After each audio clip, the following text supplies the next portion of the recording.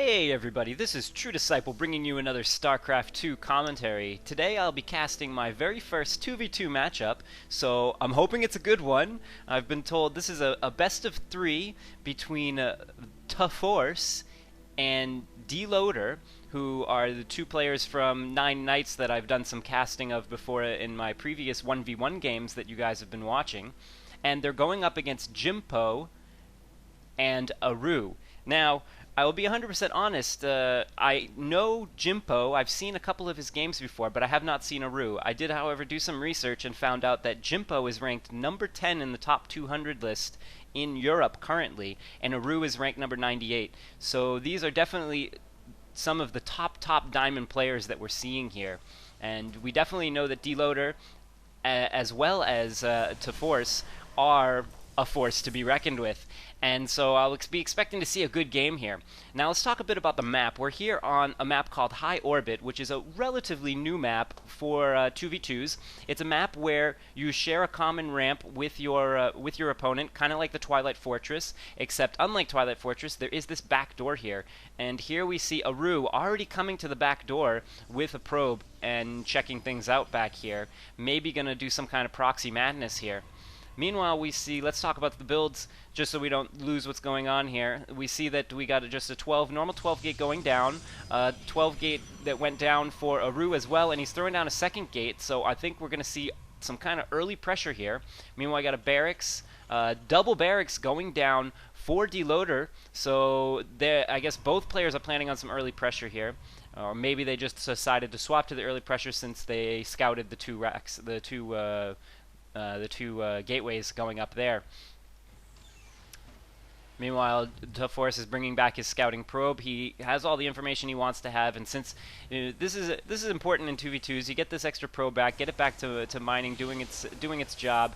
You don't really need to use it to scout anymore if you're planning on applying early pressure after you get the initial scout, because you're going to be able to scout all this later anyway. Although at the same time, there is no reason to maybe leave it hidden back here somewhere.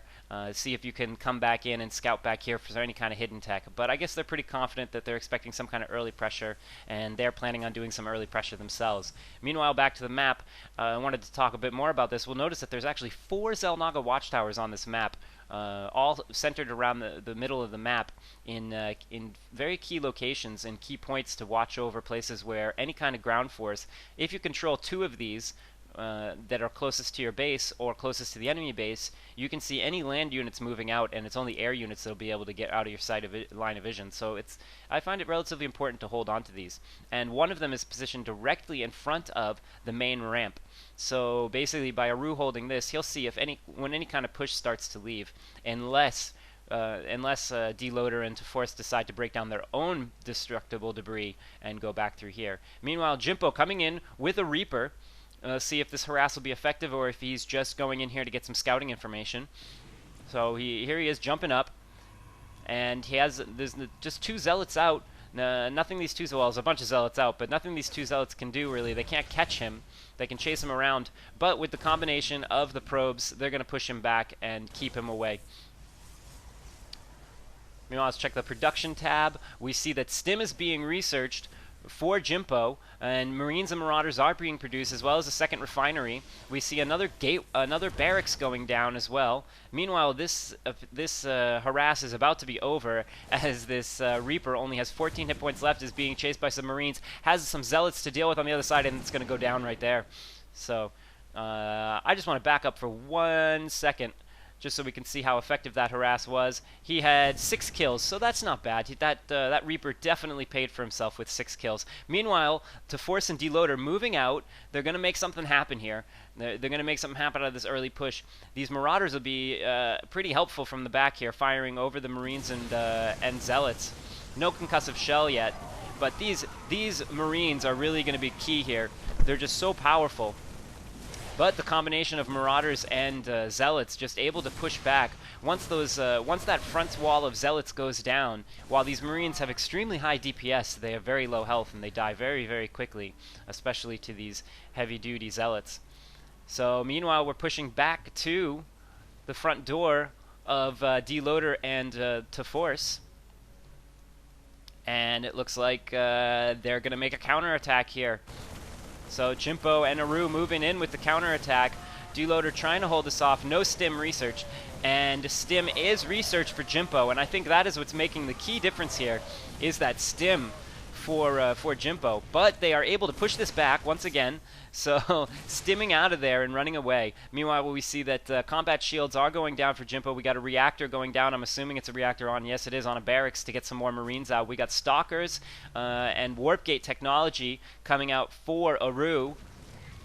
Meanwhile, this it looks like there was a scout sent out right here, but he died a unfortunate death right there.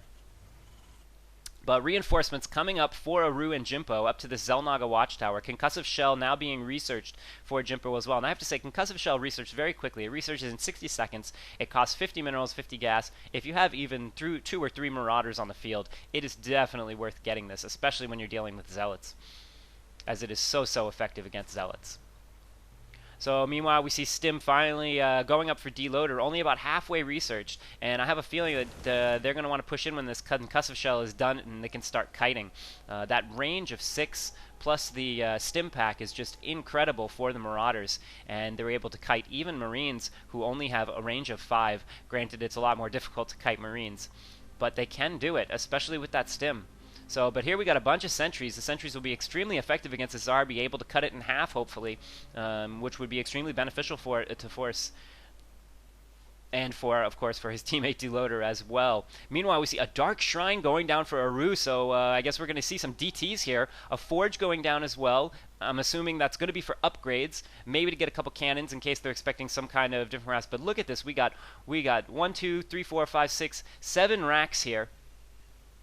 7 racks for DeLoAdEr, just massively pumping out Marines, researching the stim, and here they go. They're going to push out. They're going to try to make something happen, and I have to say that I think that DeLoAdEr and TehForce definitely have the larger force to be reckoned with.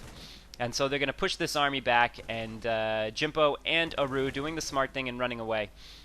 But these stalkers are extremely fast, able to catch up. But they don't want to get too close, though, yes, because these marauders can just turn around and stop fire. For those that don't know, something smart to do when you're moving your units is if you move them forward, you hit the S button really quick, let them fire off one shot, and click away.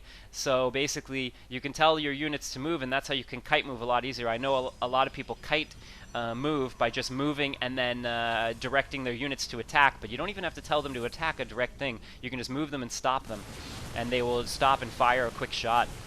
Meanwhile, we got this DT in the army. I want to watch this DT and see how many kills it gets. I have a feeling this will be a hero DT, as I am sure that they are completely unaware it's there. It's already up to a mentor with 6 kills, but the army of DeLoAdEr and Arew is quite massive right now and is doing some incredible damage. But I don't think that they're aware that there is this DT here. And now there's a second DT on the field as well. One DT with 12 kills, now an instructor, 13 kills. We're looking at 7 kills. These DTs, the heroes of the day, destroying almost that entire army. And now they're going to move out to the base, walking completely by the stalkers. They don't want to reveal their presence. They want to get into the base and do some damage. Meanwhile, let's see what's being done by DeLoAdEr and TehForce. See if, oh, there was some kind of harass here, a DT here harassing in the mineral line, but they were able to pop down the scan. But the Dark Templar with 15 kills able to make it away.